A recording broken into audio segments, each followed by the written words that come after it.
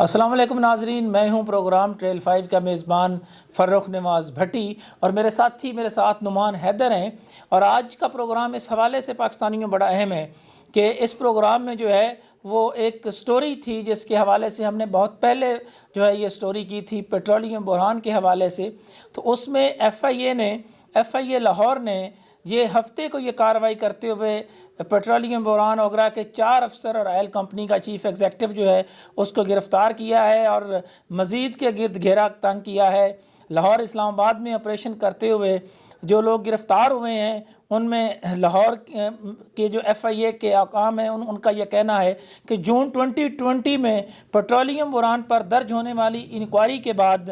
نجی petroleum marketing کمپنیوں اور اس میں خاص طور پر فوسل انرجی اور آسکر آئل کے حوالے سے مقدمات درج کر کے ان افراد کو گرفتار کیا گیا ہے، جس میں ایک نام جو ایف آئی اے کی انویسٹیگیشن ہے اس میں تو نام آیا ہے، لیکن اس میں نعمان ایک میں آپ کو اور بات بتاؤں بڑی اہم کہ اس میں جو ہے وہ اوگرا کی جو سابق چیئرپرسن ہے ان کا نام جو ہے وہ عظمیٰ عادل کا جو ہے وہ میڈیا میں نہیں آیا، حالانکہ وہ جو ایف آئی اے کی ایف آئی آر تھی یا جو ڈان نے رپورٹ کیا ہے اس میں ان کا نام بھی تھا۔ اس میں عامر نسیم ہیں، ڈی جی پیٹرولیم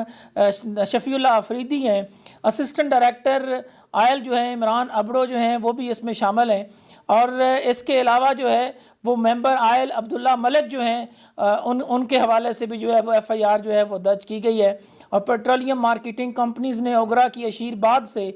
منظور شدہ پیٹرول پمپ سے زیادہ غیر قانونی پیٹرول پمپس کا ملک بھر میں جو ہے وہ جال بچھایا ہوا تھا۔ ملزمان کے خلاف باہمی ملی بھگت سے غیر قانونی پیٹرولیم لائسنس، نجائز پیٹرولیم امپورٹ کوٹا اور غیر قانونی پیٹرولیم امپورٹس کی خرید و فروخت سے قومی خزانے کو اربوں روپے کا نقصان پہنچایا گیا، جس پر یہ ایف آئی آر درج کی گئی اور اس میں منی لانڈرنگ کی بھی بات کی گئی، کالا دھن جو ہے وہ بھی جو ہے وہ بیرون ملک بھجوایا گیا۔ یہ صورتحال ہے جو ایف آئی اے نے جو ریمانڈ حاصل کیا ہے اس میں ابھی 2 دن باقی ہیں، لیکن نعمان حیدر اس میں تھوڑا سا آپ بتائیں۔ اچھا اس میں جی بالکل بھٹی صاحب، اس میں دیکھیں سب سے پہلے جو آپ کو یاد ہوگا جب آئل بحران آیا، ٹھیک ہے، یہ کووڈ جب اپنے عروج پر چل رہا تھا تو اس وقت انتہائی مشکل ترین فیصلے، ظاہر ہے کہ یہ جو کووڈ ہے یہ اس طرح کی پینڈیمک جو ڈیزیز ہے اس کا 100 سال بعد جو ہے نا وہ اس طرح کی ایک بیماری آئی، اور اس کے لیے آپ کو یہ والا جو ایکسپیریمنٹ ہے وہ 100 سال بعد کرنا پڑا۔ تو اس میں جو سب سے بنیادی چیز آتی ہے کہ مشکل ترین فیصلے تھے اس وقت کی، جو اس وزارت کے جو لوگ تھے اور جو اوگرا کے لوگ تھے انہوں نے وہ فیصلے کیے۔ اس کے نتیجے میں ہم دیکھتے ہیں کہ گورنمنٹ کو بھی 2-3 دفعہ جو ہے وہ پیٹرولیم کی جو فلکچویشنز ہیں اس کے نوٹیفیکیشنز نکالنے پڑے، جبکہ ساتھ ہی ساتھ ہم دیکھتے ہیں کہ جو انٹرنیشنل مارکیٹ تھی اس میں جو ایک تیل کی قیمتوں میں کمی آئی تھی اس کے نتیجے میں پاکستان نے کوئی فائدہ نہ اٹھا سکا،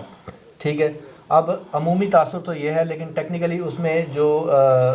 وزارت کے جو افسران تھے ان کا یہ موقف تھا کہ اس سے آئل فیلڈز بند ہوں گے، ٹھیک ہے۔ اس کے علاوہ پورے ملک کا جو الیکٹریسٹی کا اور جو اس پہ چلنے والا جو سسٹم ہے وہ سارے کا سارا شٹ ڈاؤن ہو سکتا ہے۔ اچھا، اس سارے معاملے پہ جو ایک انکوائری رپورٹ بنی اس نے جو اس وقت کی جو رپورٹ کے اس میں تھوڑا سا جی میں اس میں تھوڑا سا نعمان جو آئل مارکیٹ بالکل میں نعمان اس میں تھوڑا سا اس انکوائری رپورٹ کے حوالے سے یہ کہوں گا کہ اس انکوائری رپورٹ کو جناب وزیر اعظم عمران خان خود جو ہے وہ بھی پڑھ لیں، اور میں میڈیا کے دوستوں سے بھی گزارش کروں گا کہ اس انکوائری کے مدرجات جو ہیں وہ ضرور ان کی تفصیل جو ہے وہ سامنے لائی جائے۔ اس انکوائری میں سیکٹری پیٹرولیم کو بھی جو ہے وہ ان پر بھی الزام عائد کیا گیا، ان پہ بھی کہا گیا کہ جی ان کی بھی ذمہ داری بنتی ہے، اور یہ ممکن نہیں ہے کہ سیکٹری پیٹرولیم کی مرضی کے بغیر یہ سارے فیصلے جو ہیں وہ مطلب امپلیمنٹ یا عمل درآمد ان پر ہو سکے۔ اور اس کے علاوہ ندیم بابر ہیں جو کنفلکٹ آف انٹرسٹ کا بڑا سیدھا کیس بنتا ہے۔ ندیم بابر کو تو اندر ہونا چاہیے تھا، ایف آئی اے کو بہت پہلے پکڑ کے گرفتار کرنا چاہیے تھا، جو وزیر اعظم کی کابینہ میں اس وقت مشیر تھے، اور اسی کابینہ میٹنگ میں جب یہ ڈیسیژن ہو رہے تھے تو اس میں سابق وزیر خزانہ حفیظ شیخ بھی تھے، اور اس میں جناب عزت مآب اسد عمر صاحب بھی تھے۔ جناب میں اسد عمر صاحب سے بھی اس لیے بات کر رہا ہوں کہ اسلام آباد کے حلقے سے وہ ایم این اے بھی بنے ہیں، اور جہاں ہم بیٹھے ہیں یہ بھی ان کا حلقہ ہے. تو میں اسد عمر سے یہ سوال ضرور کہوں گا کہ جناب اسد عمر صاحب آپ یہ بتائیے گا کہ کیا آپ اس فیصلے میں شامل نہیں تھے، یا آپ نے یا آپ کے سیکرٹری نے کیا اس پہ کوئی نوٹ لکھا ہے کہ جناب اس کو جو ہے وہ ہم تسلیم نہیں کرتے؟ اگر کوئی نوٹ ہے تو وہ سامنے لایا جائے، اور اگر ندیم بابر ذمہ دار ہے تو پھر ندیم بابر کو کیوں چھوڑ دیا گیا؟ ایک اور سوال پیدا ہوتا ہے، یہ جو موجودہ خبر ہے اور موجودہ جو گرفتاریاں ہیں اس میں پیٹرولیم بحران کا جو ہے نا وہ ذکر کیا گیا ہے،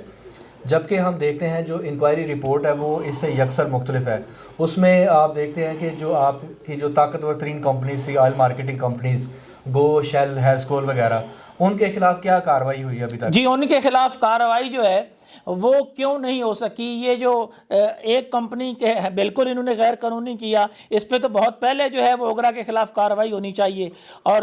انکوائری میں یہاں تک بھی کہا گیا کہ اوگرا کو ہی جو ہے وہ ختم کر دیا جائے. یہ جو آسکار ایک کمپنی ہے جس کا جو بٹ صاحب جو اس میں نامینیٹ ہوئے ہیں، ٹھیک ہے، ندیم بٹ صاحب ہیں، جی ندیم بٹ ہے ان کا نام، ٹھیک ہے. اب اس میں آپ دیکھیں تو ہمارے ذرائع یہ کہتے ہیں کہ یہ جو آسکار کمپنی ہے اس کے ملک کے جو مضافاتی علاقے ہیں اور شہروں میں بھی ان کے پیٹرول پمپس موجود ہیں، ٹھیک ہے، اور یہ اسی کے مطابق جو ہے وہ باہر سے یہ پیٹرولیم مصنوعات درآمد کرتے ہیں، ٹھیک ہے. اب پیٹرولیم مصنوعات منگواتے ہیں. اب اس میں بھٹی صاحب ایشو یہ ہے کہ اگر آسکار کمپنی کا جو لیگل سٹیٹس ہے وہ کیا ہے، ٹھیک ہے، وہی بڑی امپورٹنٹ بات ہے، ان کی جو سٹوریج کیپیسٹی ہے وہ بالکل ان کے پاس تو جو سٹوریج کیپیسٹی ہے وہی نہیں ہے، وہ بالکل نہیں تھی. اور انٹرسٹنگ صورتحال یہ ہے کہ وہ کئی سالوں سے چل رہے ہیں. بھائی کون ہے جو ان کو چلوا رہے ہیں؟ کون سا ایسا مافیا ہے جو سارا کچھ کروا رہا ہے؟ کی جگہ پہ جو پیٹرول یا پیٹرولیم مصنوعات جو باہر سے آتی ہیں وہ مختلف جو پمپس ہیں ان پر بیچی جاتی ہیں. ویسے تو یہ والا جو دھندا ہے یہ ساری آئل مارکیٹنگ کمپنیز کرتی ہیں، اور ہم ریفائنریز کے باہر بھی دیکھتے ہیں کہ اگر ہاں وہ آئل مارکیٹنگ کمپنی سے مجھے یاد آیا کہ وہ بڑے نام ہیں جس میں ہاسکول کا نام جو ہے وہ آیا ہے، اس میں خاص طور پر گو جس کے KPK میں سب سے زیادہ پمپس ہیں. جب آئل بحران آیا تو اس وقت 13 کروڑ لیٹر پیٹرول اس ملک میں موجود تھا، ٹھیک ہے. اس وقت کی FIA نے چھاپے مارے شیل، ہیزکول اور گو کی جو ان کے جو ڈمپنگ سائٹس تھیں، اور وہاں سے جو ہے وہ انہوں نے برآمد بھی کیا، ٹھیک ہے. اس کے بعد FIRs دیں اور بھائی وہ اس لیے نہیں ہو سکتے کہ گو ہے، ہسکول ہے، اس کے بعد آپ کی جو بڑی آئل مارکیٹنگ کمپنیز ہیں جو یہاں پہ اربوں روپے کا کام کر رہی ہیں، وہ ان کے نیچے معیشت ہے، انگوٹھے کے نیچے ہے. آپ کے تمام TV چینلز جو ہیں ان کی جرت ہے کہ جی وہ گو اور ہسکول پہ اتنی سٹوریز کر سکیں؟ ممکن ہے؟ مجھے آپ یہ بتائیں کون ہے ان کے پیچھے، ہیزکول کے پیچھے، گو کے پیچھے؟ اب ہیزکول کا ایک چھوٹا سا نمونہ جو ہے وہ میں آپ کے ساتھ جو ہے وہ شیئر کرنا چاہوں گا، اور میں یہ چاہوں گا کہ جناب وزیر اعظم صاحب آپ ذرا پتہ کیجئے گا کہ کیا ایسی کوئی کال گئی تھی. اور یقینی طور پر آپ کے پاس FIA بھی ہے، آپ کے پاس دیگر انٹیلیجنس ادارے بھی ہیں، اور اگر نیشنل اسمبلی سے کوئی کال جا رہی ہے تو اسپیکر قومی اسمبلی کو بھی اس کا پتہ کرنا چاہیے. تو یہ کال جو تھی یہ کسی اور نے نہیں، یہ جناب وزیر داخلہ رحمان ملک جو اپنا سینٹ میں اس وقت سینٹ کمیٹی برائے داخلہ کے وہ چیئرمین تھے، انہوں نے ٹیلی فون کال کی کہ جناب یہ جہاز آیا پڑا ہے، اس کو تو فوری طور پر جو ہے وہ ایڈوانس میں ادائیگیاں کر دیں، اور وہ مطلب بہت ضروری ہے. اور وہ اس سے پہلے کی بات ہے کہ جناب روٹین میں یہ پہلے کسی طرف کر لیں تو ہم پھر آنے دیں نا، ڈمپ تو کریں نا پہلے. وہاں پر ایک کنٹینر پہلے لگوانے کا مطلب ہے 2-3 ارب کا سیدھا جھٹکا. اور رحمان ملک صاحب کے اپنے جو برخردار ہیں وہ جو ہے وہ ہاسکول میں جو ہے وہ لنڈن میں جو ہے وہ جاب کر رہے ہیں. اگر نہیں کر رہے تو ملک صاحب ذرا وضاحت کر دیجئے گا. ملک صاحب آپ کی وضاحت جو ہے وہ دینے کو تیار ہیں. آپ نے بھی DG آئل کو کال کی تھی، تو میرا خیال ہے کہ FIA کے لوگ بھی کافی جانتے ہیں رحمان ملک کو، وہ بلائیں گے انہیں، ان سے بھی پوچھیں گے کہ بھائی یہ آپ نے ہاسکول پہ کیوں کال کی تھی اور کس طرح کی تھی. اور سیکٹری پیٹرولیم کو بھی بتائیں گے. کون تھا جی سیکٹری پیٹرولیم؟ اسد احیاء الدین. ہاں اسد احیاء الدین. دیکھیں یہ ہوئی نا بات، سیکٹری پیٹرولیم صاحب تو پوتر بن گئے جناب، ان کو تو کوئی ٹچ نہیں کر سکتا، کیونکہ فواد حسن فواد کو ٹچ کیا تھا نا خان صاحب آپ نے، اور اس کے بعد آپ کی بیوروکریسی نے کیا حال کیا. دیکھیں یہ ان کے جو ناپختہ ترین فیصلے ہیں، امیچور قسم کے فیصلے ہیں، ٹھیک ہے. آپ نے ایک ابھی جو انکوائری رپورٹ ہے اس کے تناظر میں آپ نے کیا، ٹھیک ہے، اس قسم کے جتنے بھی فیصلے ہوئے, جتنے نوٹیفیکیشنز نکلے, اس میں جو آپ کی ای سی سی تھی, ندیم بابر صاحب تھے, اسد عمر صاحب تھے, سارے کے سارے جو فیصلے تھے وہ ان کے تھے. اب میں آپ کو ایک بات بتا دوں نعمان, اگر اس پہ کوئی independent inquiry commission look like JIT under the provision of supreme court, لیکن بھٹی صاحب اصل بنتا ہے, میری بات سن لیں. یہ جو FIR ہے یہ پیٹرول بحران سے متعلقہ نہیں ہے. میں وہیں کہہ رہا ہوں. دیکھیں بات یہ ہے کہ اگر اسی میٹر کو لے کے سپریم کورٹ آف پاکستان میں جاتا ہے, اور سپریم کورٹ آف پاکستان میں اگر کوئی JIT بنتی ہے تو اس کے کھرے ندیم بابر تک بھی جائیں گے, اس کے کھرے جو ہیں وہ خاص طور پر اسد عمر صاحب کو بھی جواب دہ ہونا پڑے گا, سیکٹری پیٹرولیم صاحب بھی گرفتار ہوں گے. اب مجھے یہ بتائیں کہ سیکٹری پیٹرولیم کی گرفتاری جو ہے اس کے لیے FIA جو ہے اس میں یہ ہے کہ وہ DMG کو گرفتار کر سکے. بھائی صاحب یہاں میں آپ کو ایک اور بات بھی بتا دوں, یہ جو انجینئرنگ والے, جو ایڈمنسٹریشن والے, جو XYZ والے ہیں نا, ان کو تو یوں پکڑ لیتے ہیں سارے, لیکن DMG جو ہے نا ان کی طاقت کا اندازہ اس ملک کے اگر لوگوں کو نہیں ہے تو خان صاحب کو یقیناً ہوگا, کیونکہ فواد حسن فواد نے اپنی گرفتاری کے بعد جو رد عمل شو کیا تھا نا, اور میری اطلاعات کے مطابق ایک ہوٹل میں بلا کے جس میں آپ کے بہت سارے بیوروکریٹس بھی گئے تھے, اس نے ان کو کہا تھا کہ جناب یہ ایک دفعہ میں گیا ہوں, اگلی باری آپ کی ہوگی. تو آپ دیکھ لیں نیب آرڈیننس جو ترمیمی آرڈیننس ہے اس میں آپ سرکاری بابوں سے نہیں پوچھ سکتے, وہ تو DMG کو فائدہ دیا گیا ہے. پورا جو نیب ترمیمی آرڈیننس جی واردات کا طریقہ کار چیک کریں, یہ کہتے ہیں کہ ہم نے چیئرمین کو ایکسٹینشن دینی ہے 4 سال کی, ٹھیک ہے, آپ ٹھیک ہے وہ کریں, لیکن اس کے ساتھ جو آپ نے ضمنی ایک ٹیبل کے پاس جو ایک دوسری سمری پڑی ہوئی تھی جس کو آپ 2019 سے چاہ رہے تھے, وہ سارے کے سارے پوائنٹس ایڈ کیے, اور ان سے جو طاقتور طبقے ہیں اس معاشرے کے وہ بینیفیشری ہیں, جس میں تو بیوروکریسی ہوگی, جی بالکل, دوسری بزنس کمیونٹی ہو گئی. جی اب مجھے بتائیں کہ بھٹی صاحب نیب کے حوالے سے کسی بھی اعلیٰ عدلیہ کے جو سابقہ ججز ہیں ان کے خلاف نہیں ہو سکی, سابقہ جو فوجی جرنیلوں ہیں ان کے خلاف نہیں ہو سکی. اس کے علاوہ اگر ہم دیکھتے ہیں تو یہ بیوروکریسی بھی اس میں بچ نکلے, ٹھیک ہے, بزنس کمیونٹی بھی نکل گئی. تو پیچھے بھٹی صاحب کون بچتا ہے؟ جی پیچھے ہم عام لوگ ہیں, ریڈی والے ہیں, ٹھیک ہے, یا پھر یہ جو یہاں پہ خان صاحب جن کو وہ افتتاح کر رہے تھے G11 میں جو فروٹ لگا کے بیٹھے ہیں وہ ہیں, یا وہ بیچارے وہ مزدور ہیں جو پشاور موڑ والے ہیں, پھر تو وہیں بچ جاتے ہیں. عام لوگ جو ہیں وہ بچ جاتے ہیں. یہ اربوں روپے کا جو دھندا ہے, جو منی لانڈرنگ ہے, جو مال پانی ہے, اس پہ یہ بالکل نعمان اسی طرح ہی ہے. میں آپ کو, مجھے ایک بڑی مثال, اس میں آپ کو ایک بات, میں آپ کو نا بہت سارے لوگوں کو اس نیب آرڈیننس کے حوالے سے بہت ساری کنفیوژنز بھی ہیں. تھوڑا سا میں اس پہ وہ بتانا چاہوں گا, اس کے بعد آپ کا جو پوائنٹ آف ویو ہے اس کو بھی ضرور سنیں گے. اس میں جو سب سے امپورٹنٹ بات ہے کہ آپ نے اس میں بڑے طریقے سے آپ ان کی شکوں کو پڑھ کے دیکھیں تو آپ کو لگے گا کہ جیسے بیوروکریسی کو بڑے طریقے سے, مثال کے طور پہ اگر ڈپٹی کمشنر اسلام آباد ہیں تو ان کے under cooperative housing societies, excise یا اس طرح کے جو دیگر ادارے آتے ہیں, وہاں پر اگر کوئی نیب کے لیول تک کوئی انکوائری جاتی ہے کسی کی بھی, تو اس میں جو ڈپٹی کمشنر یا چیف کمشنر یا ان سے جو اوپر جو افسرانے بالا ہیں وہ بری و ذمہ ہوں گے, ٹھیک ہے. اسی طرح ہم دیگر محکموں کی بھی بات کر لیتے ہیں, مثال کے طور پہ اوگرا کی بیوروکریسی بھی بچ گئی, ٹھیک ہے. اسی طرح جو دیگر ادارے ہیں ان کو بھی آپ جو ہے نا وہ نہیں, یہ تو سیدھا آئین کی خلاف ورزی ہے. اور اس میں جو دوسرا پوائنٹ تھا وہ تھا بزنس کمیونٹی. بزنس کمیونٹی سے کہا گیا ہے کہ ان کے جو ٹیکس ریلیٹڈ اور ریفنڈز وغیرہ اور اس طرح کے جتنے ایشوز ہیں وہ سارے کے سارے ان کے متعلقہ جو ریگولیٹر ہے FBR اس کو بھجوا دیے جائیں, ٹھیک ہے. تو اس کا مطلب ہے کہ اب جو اچھا, اس میں ان دونوں کے بعد جو ایک صورتحال جو ہم دیکھتے ہیں نا, وہ سارے کے سارے جو سرکاری منصوبے ہیں ان کو ریلیف دیا گیا ہے. اب اس میں جو کنٹریکٹرز ہیں یا پبلک آفس ہولڈر اگر کسی بھی طرح کسی کرپشن میں ملوث پایا گیا اور کلین چٹ ہے, واضح ثبوت ملے اس میں, تو وہ تو نہیں بچے گا بھائی. کلین چٹ ہے نعمان حیدر, سیدھی سی بات ہے, اس میں سیدھی کلین چٹ دی گئی ہے. اور دوسرا مجھے یہ بتائیں کہ یہ جو قرضوں کا بڑا ہم سن رہے تھے جی کہ جی نواز شریف نے اتنے لے لیے, فلاں نے اتنے لے لیے, اب مجھے بتائیں نا, ایک طرف آپ سعودی عرب سے جو ہے وہ امداد لے رہے ہیں, IMF سے آپ جو ہے وہ پیسے مانگ رہے ہیں, ادھر آپ نے گریٹر NRO دے دیا ہے صورت میں. تو اس میں جو انفارمیشن منسٹر ہے نا فواد چودھری صاحب, وہ یہ کہتے ہیں کہ پاکستان کے جو 2008 سے لے کے 18 تک پیپلز پارٹی اور جو نون لیگ کی گورنمنٹ ہے,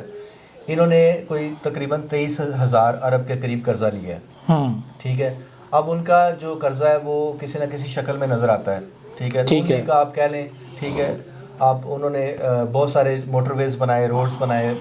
پل بنائے, بہت سارے جو دیگر جو مائل سٹونز ہیں وہ کھڑے کیے. چلیں پیپلز پارٹی کو بھی بے نظیر انکم سپورٹ پروگرام دیکھ لیں, باقی دیکھ لیں, اسٹرینتھن کیا. اب یہ 2018 سے لے کے 2000 آپ یہ موجودہ دور تک اگر ہم بات کرتے ہیں تو اس میں اب تک تقریباً کوئی اپوزیشن والے بھی جو الزامات لگاتے ہیں, ٹھیک ہے, اس کے مطابق تقریباً کو 15,000 ارب روپے قرضہ لیا جا چکا ہے. 15,000 ارب روپے قرضہ لیا جا چکا ہے. اب اس میں دیکھیں بھٹی صاحب 2 ارب روپیہ کسی تحصیل یا ضلعی سطح پر ڈیولپمنٹ کے لیے جائیں, 2-4 ارب روپیہ, ٹھیک ہے, تو اس سے پورے شہر کی اکانومی چل رہی ہوتی ہے. تو یہ جو پیسے ہیں یہ کہاں گئے اتنے پیسے؟ یار 2 ارب تو لگے تو پتہ چلتا ہے. آپ نے ٹھیک ہے, نون لیگ نے جو بہت زیادہ قرضے لیے ان کو بھی واپس کیا. یہ کہتے ہیں کہ ہم نے تقریباً 20 سے 22 ارب ڈالر ہمیں اس سال تک واپس کرنے پڑیں گے, لیکن اس کے باوجود یہ جتنے زیادہ قرضے لیے گئے ہیں, ٹھیک ہے, کیا یہ حکومتی مس مینجمنٹ ہے, ان کی معاشی ٹیم کی ناکامی ہے, یہ کیا ہے؟ دیکھیں بات یہ ہے کہ یہ اتنے زیادہ تعداد میں قرضے لیے گئے ہیں اور اوپر سے آپ نے گریٹر این آر او دے دیا. نعمان یہ تو سیدھا کنفلکٹ آف انٹرسٹ ہے. ہم سن رہے تھے ریاست مدینہ کی بات, ہم سن رہے تھے خان نے کہا جی کہ ڈٹ گیا خان, مافیا کے خلاف ڈٹ گیا خان. ہم بھی جناب تالیاں بجانے والوں میں تھے, جی ہاں جی خان ڈٹ گیا ہے, خان آئے گا چیزوں کو یوں ٹھیک کر دے گا. وہ ہوا یہ ہے کہ بجائے ٹھیک ہونے کے اس پورے مافیا کو جو این آر او, ہم پرویز مشرف کے این آر او کو آپ رو رہے تھے, یہ گریٹر این آر او دے دیا ہے موجودہ نیب ترمیمی آرڈیننس کی صورت میں. اور یہ جو ابھی آپ نے جس ایف آئی آر کا ذکر کیا, یہاں میں ضرور جو ہے وہ